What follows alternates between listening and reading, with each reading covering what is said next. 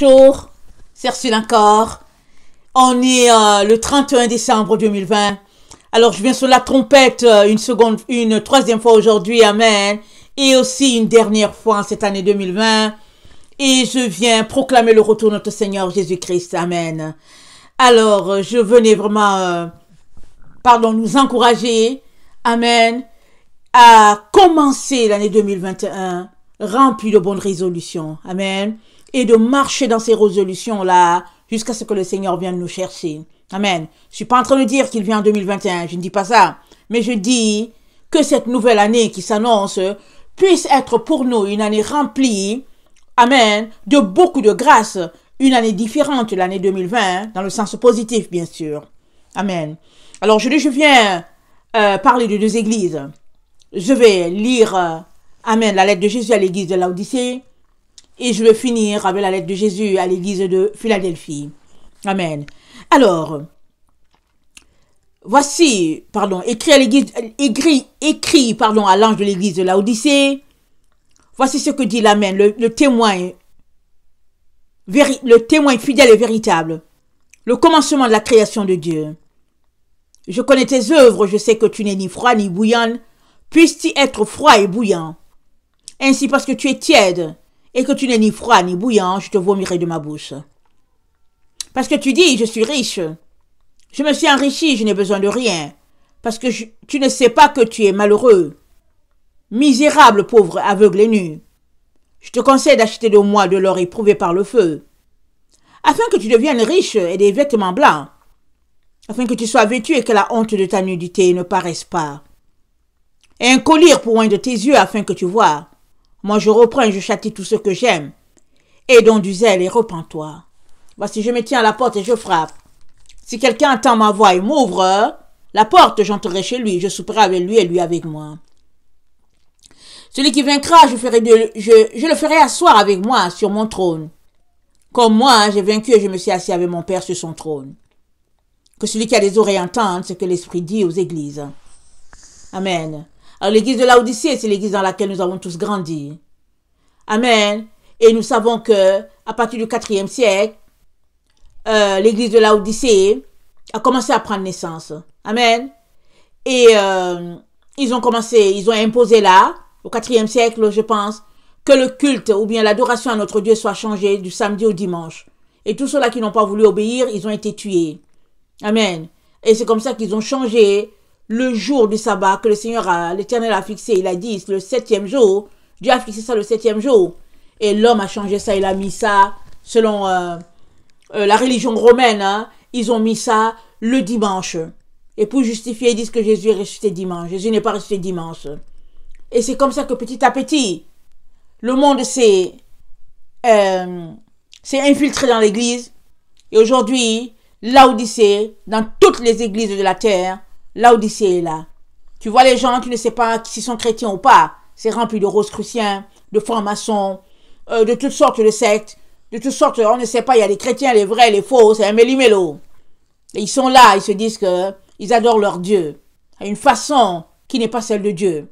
Une église où il manque de révérence envers ce Dieu-là, où il manque de crainte envers ce Dieu-là. Une église taillée selon le modèle de l'homme. Et voilà cette église-là. À cette église-là, Jésus dit, je te vomirai de ma bouche. Il dit, je connais tes œuvres, je sais que tu n'es ni froid ni bouillant. Puisses-tu être froid ou bouillant? Ainsi, parce que tu es tiède et que tu n'es ni froid ni bouillant, je te vomirai de ma bouche.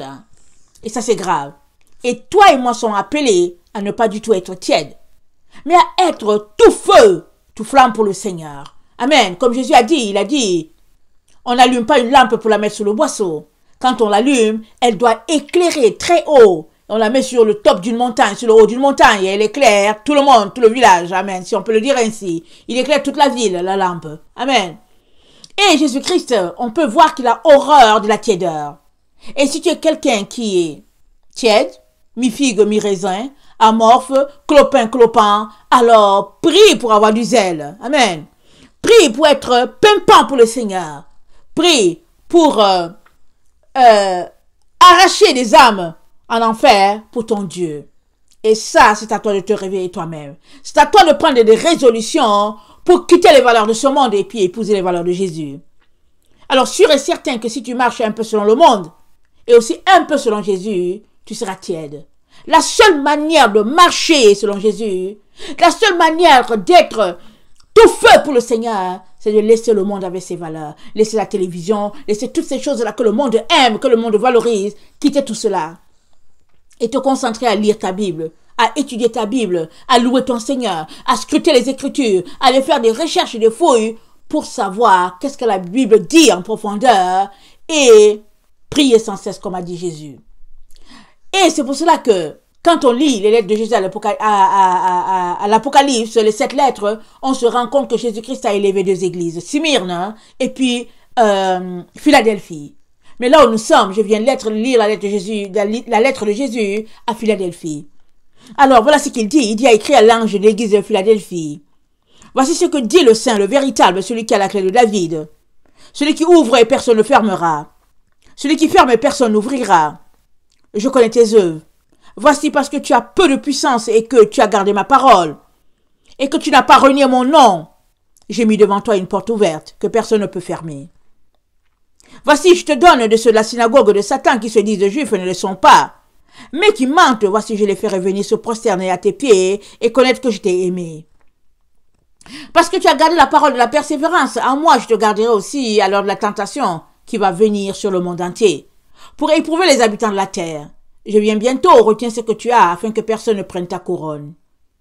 Celui qui vaincra, je ferai de lui une colonne dans le temple de mon Père, le temple de mon Dieu, pardon. Et il n'en sortira plus.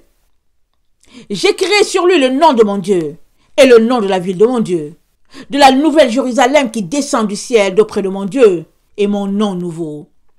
Que celui qui a des oreilles entende ce que l'Esprit dit aux églises. On voit 2 églises ici, vraiment, aux antipodes. Et toi et moi sommes appelés à nous comporter comme l'église de Philadelphie. Persévérer dans la parole malgré les épreuves. Et nous savons tous que les épreuves sont là. Les épreuves sont là. Tout s'annonce là devant nous. Et les vaccins, et les puces, et tout ce qu'ils ont mis en place pour soumettre les enfants de Dieu. Tout est là. Tout est là en place. Pour nous faire faiblir. Pour nous faire défaillir. Amen. Mais notre Dieu est là. Et il est donc très important que nous puissions exercer nos mains au combat. Et cela commence par ce qui sort de notre bouche. Proverbe 18, le verset 21 dit ceci. Proverbe 18, le verset 21. Il dit, la mort et la vie sont au pouvoir de la langue. Et quiconque l'aime en mangera les fruits. Je vais répéter. La mort et la vie sont au pouvoir de la langue. Quiconque l'aime en mangera le fruit. Aimes-tu la vie?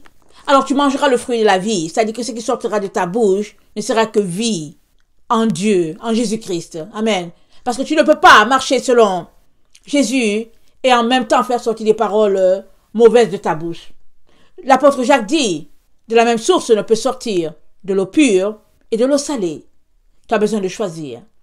Et une fois que tu choisis, une fois que tu décides d'aligner tes paroles avec celles de Dieu, tu devrais t'en tenir là. Et marcher et vivre dans la droiture, comme a marché notre Seigneur Jésus-Christ. Notre Seigneur, notre Dieu a dit, la terre était informe et vide, et l'Esprit de Dieu se mouvait au-dessus. Et Dieu dit que la lumière soit, et la lumière fut. Amen. Alors, nous sommes appelés à déclarer les paroles comme notre Père a déclaré. Et pour que tu puisses déclarer une parole et qu'elle puisse être vraie et qu'elle puisse s'exécuter comme la parole de ton Père s'exécute, il est important que tes lèvres puissent marcher dans la droiture, dans l'exactitude, que tes lèvres puissent déclarer la vie et non la mort. Que vraiment le Seigneur puisse nous aider en cette année 2021 à marcher en nouveauté de vie. Ne prenons pas les résolutions qui vont nous dépasser. Allons-y par petites bouchées. Amen. Ce sont les petits pas qui deviennent des grands pas. Amen.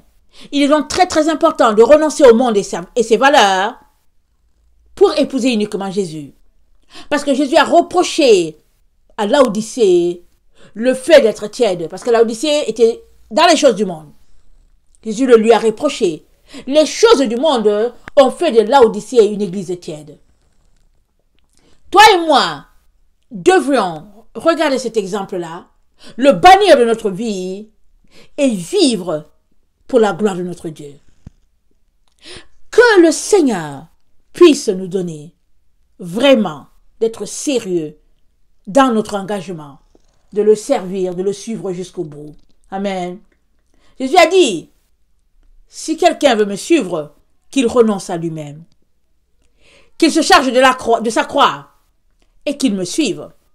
Car celui-là qui voudra sauver sa vie, la perdra. Mais la personne qui perdra sa vie à cause de moi, cette personne-là, elle la retrouvera. Que le Seigneur bénisse vos différentes vies et qu'il vous donne de réaliser que il est à la porte. Et nous ne devons le laisser échapper pour rien au monde.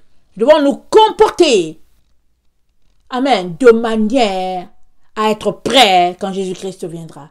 S'il venait aujourd'hui, que nous soyons prêts. Amen. Soyez bénis. Je vous aime beaucoup et Dieu davantage.